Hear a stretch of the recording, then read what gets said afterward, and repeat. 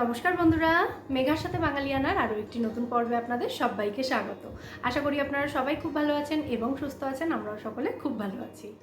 আজ নিয়ে এসেছি দারুণ সুস্বাদু এবং মুচমুচে সম্পূর্ণ নিরামিষ সাবুর পরোটার রেসিপি। মাখা বেলার ঝামেলা ছাড়াই কিন্তু এই পরোটা তৈরি করে নেওয়া যায়। সামনেই দুর্গা ষষ্ঠী রয়েছে, তো যারা ষষ্ঠী ব্রত পালন করেন তারা কিন্তু এই সাবুর পরোটা ওই দিন বানিয়ে খেতে পারেন। প্রথমেই একটা কড়াইয়ের মধ্যে আমি নিয়ে নিলাম প্রায় 1 কাপ পরিমাণে বড় দানার সাবু। এখানে 100 গ্রামের থেকে একটু বেশি পরিমাণে সাবু আছে, আর এই পরিমাণ সাবুদানা দিয়ে 3 জনের জন্য সাবুর পরোটা তৈরি করে নেওয়া যাবে। তো এই সাবুদানাটাকে প্রথমে 4 থেকে 5 মিনিট মতো শুকনো কড়াইতে ভেজে নিতে হবে। আর সাবুটা ভাজার সময় এর মধ্যে আমি 1 মুঠো মতো চিনেবাদাম দিয়ে দিলাম। এটা কাঁচা চিনেবাদাম রয়েছে, এটা সাবুদানার সাথেই একটু ভাজা হয়ে যাবে, মানে ড্রাই রোস্টেড হয়ে যাবে। আপনারা চাইলে দুটোকে একসাথে না ভেজে আলাদাও ভাজতে পারেন, তবে আমি এখানে চিনেবাদামের খোসা ছাড়াবো না, খোসা সমেতই ব্যবহার করব, সেই জন্য সাবুর সাথে একসঙ্গেই ভেজে নিচ্ছি। আর দুটো উপকরণ একসাথে ভেজে নেওয়া হলে গ্যাসটাও কম পড়বে। যাই হোক, দুটো উপকরণই 4-5 মিনিট আমি ভেজে নিয়েছি। এবার গ্যাসের ফ্লেমটা অফ করে দিলাম, তারপর এটাকে ঠান্ডা হতে দেব। আর যতক্ষণে সাবু এবং বাদামটা ঠান্ডা হচ্ছে ততক্ষণে আমি একটা কাঁচা আলু গ্রেট করে নিচ্ছি। আলু খোসা ছাড়িয়ে ধুয়ে নিয়েছি, তারপর আলুটাকে গ্রেট করে নিচ্ছি। আর এই আলুটা গ্রেট করে নেওয়ার পরে একটা ছাঁকনির মধ্যে দিয়ে আলুটাকে ভালো করে 2-3 বার জল পাল্টে পাল্টে ধুয়ে নিতে হবে। এদিকে এতক্ষণে সাবুদানা এবং চিনেবাদামটাও কিন্তু ঠান্ডা হয়ে গেছে, তো এবার এগুলোকে গ্রাইন্ড করে নেব। যেহেতু অল্প কয়েকটা চিনেবাদাম আছে, তাই চাইলে আপনারা চিনেবাদামগুলো তুলে এগুলোর খোসা ছাড়িয়েও ব্যবহার করতে পারেন। দেখুন, খুব সহজেই কিন্তু চিনেবাদামগুলোর খোসা ছেড়ে যাচ্ছে। আর আমাদের পাড়ার দুটো পুজোর আজকে উদ্বোধন রয়েছে, তো সেই কারণে হয়তো ব্যাকগ্রাউন্ডে একটু সাউন্ড আসছে, তো সেটাকে প্লিজ ইগনোর করবেন। যাই হোক, এবারে এই সাবুদানা এবং চিনেবাদামটাকে একটা মিক্সার জারের মধ্যে আমি নিয়ে নিচ্ছি। এগুলোকে গুঁড়ো করে নেব। দেখুন, সাবুদানা এবং চিনেবাদামটাকে আমি মিহি করে গুঁড়ো করে নিয়েছি। তো এবার এর মধ্যে গ্রেট করে ধুয়ে রাখা কাঁচা আলুটা দিয়ে দেব। আপনারা কিন্তু চাইলে এখানে আলুটা স্কিপও করতে পারেন, মানে আলু ছাড়াও এই সাবুদানার পরোটা বানাতে পারেন।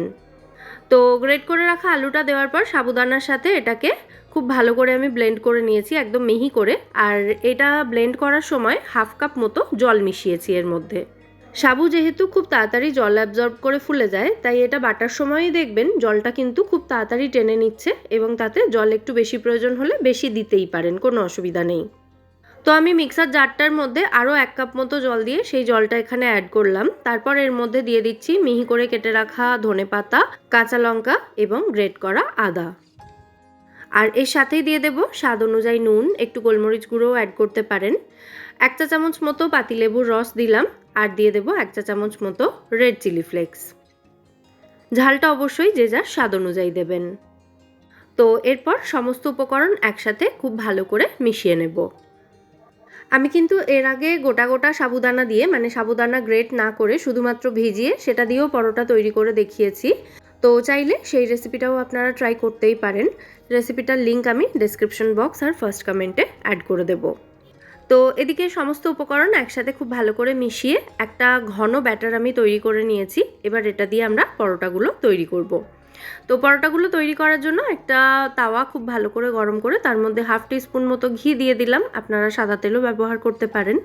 ঘিটা পুরো তাওয়াতে খুব ভালো করে ছড়িয়ে দিয়ে তারপর এর মধ্যে তৈরি করে রাখা ব্যাটারটা পরিমাণ মতো দিয়ে গোল করে, মানে পরোটার শেপে ব্যাটারটাকে ছড়িয়ে দেব। এই একটা সাবুর পরোটা তৈরি করতে কিন্তু মোটামুটি 6 থেকে 7 মিনিট করে সময় দিতে হবে। সেই জন্য চাইলে একটু বড় বড় পরোটা তৈরি করতে পারেন, যাতে একজনের জন্য একটা পরোটাই যথেষ্ট হয়। তো ব্যাটারটা ছড়িয়ে দেওয়ার পর পাত্রটাকে ঢাকা দিয়ে এটাকে আমি 1.5 মিনিট মতো রান্না করে নিয়েছি মিডিয়াম ফ্লেমে। এখন দেখুন, ব্যাটারের ওপরের সারফেসটা একটু ড্রাই লাগছে, তবে এটা কিন্তু এখনও অনেকটা সফট রয়েছে। এরকম সফট থাকা অবস্থায় এটাকে উল্টাতে যাবেন না, তাহলে কিন্তু পরোটাগুলো ছিঁড়ে যাবে। যখন দেখবেন পরোটার সাইডগুলো একটু ব্রাউনিশ হতে শুরু করেছে, একটু ক্রিস্পি হতে শুরু করেছে, সেই সময় এটাকে উল্টে দিতে হবে। নরম ভাবটা একটু কমে গেলেই কিন্তু এটা ছিঁড়ে যাওয়ার আর কোনো চান্স থাকে না, তাই এটাকে যেমন খুশি তেমন করে নাড়াচাড়া করে রান্না করে নিতে পারেন। তো প্রথম 1.5 থেকে 2 মিনিট এটাকে ঢাকা দিয়ে রান্না করার পর গ্যাসের ফ্লেমটা বাড়িয়ে দিয়ে এটাকে বারবার উল্টে দিয়ে দিয়ে দুপিঠ থেকে খুব ভালো করে ভেজে নিতে হবে। ভালো করে ভাজা না হলে ভেতর থেকে কিন্তু এটা একটু নরম ভাব থেকে যাবে, আর নরম ভাব থাকলেই সেটা কিন্তু খাওয়ার সময় একটু স্টিকি স্টিকি লাগবে, মানে একটু আঠালো টাইপের লাগবে। তাই এটাকে খুব ভালো করে ভেজে নেওয়াটা কিন্তু খুব ইম্পর্টেন্ট, তাহলেই খেতে ভালো লাগে এটা। তো আমাদের প্রথম সাবুর পরোটা এখানে অলমোস্ট রেডি। দুপিঠ থেকে খুব ভালো করে এভাবে স্প্যাচুলা দিয়ে চেপে চেপে আমি পরোটাটাকে ভেজে নিয়েছি, এবং এটা এবার একটা প্লেটের মধ্যে আমি তুলে নেব।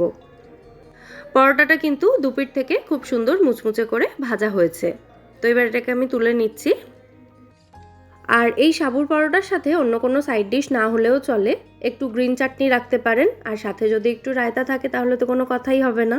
তো আজকে আমি এর সাথে একটু বোঁদের রায়তা সার্ভ করছি, অথবা যে কোনো টক মিষ্টি স্বাদের আচার দিয়েও এই পরোটাটা সার্ভ করতে পারেন। খেতে কিন্তু এটা অসাধারণ সুস্বাদু হয়। অবশ্যই রেসিপিটা বাড়িতে ট্রাই করবেন। রায়তাতে যেহেতু হালকা একটা মিষ্টত্ব থাকে, তাই আমার তো মনে হয় রায়তার সাথেই এটা খেতে বেস্ট লাগে। তো আজকের এই সাবুর পরোটার রেসিপি আপনাদের কেমন লাগলো সেটা কিন্তু কমেন্টে অবশ্যই আমায় জানাবেন। রেসিপিটা যদি ভালো লেগে থাকে ভিডিওটাকে বরাবরের মতো একটা লাইক এবং শেয়ার করে প্লিজ আমার চ্যানেল মেঘার সাথে বাঙালিয়ানাকে সাবস্ক্রাইব করে আমার পাশে থাকবেন এবং আমায় সাপোর্ট করবেন।